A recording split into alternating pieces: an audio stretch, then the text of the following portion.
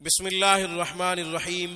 सामीन कराम, बुरे वसाविस, बुरे ख्यालात और वहम का कुरानी इलाज आपकी खिदमत में पेश करने की सआदत हासिल करते हैं। वसाविस, ख्यालात, वहम से निजात के लिए जिस आयत का इंतखाब किया है वो सूरह यूनुस की आयत नंबर 80 है।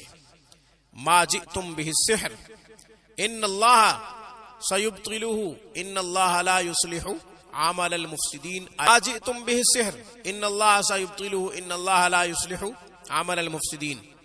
11 दफा इस आयत मुबारक को हर नमाज के बाद पढ़े, मरीज खुद पढ़े, पढ़कर पानी पे दम करे और पानी पी ले।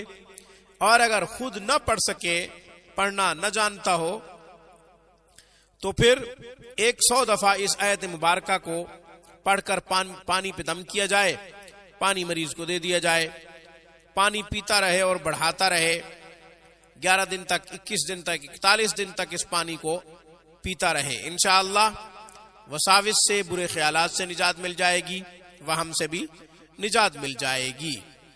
और अगर पानी पे पढ़ के दम करके कोई देने वाला नहीं है तो बिस्मिल्लाह के साथ इस आयत मुबारक को लिखें, लिखकर तावीज बनाएं, तावीज बनाकर मरीज को दे दें, मरीज गले में डाल ले।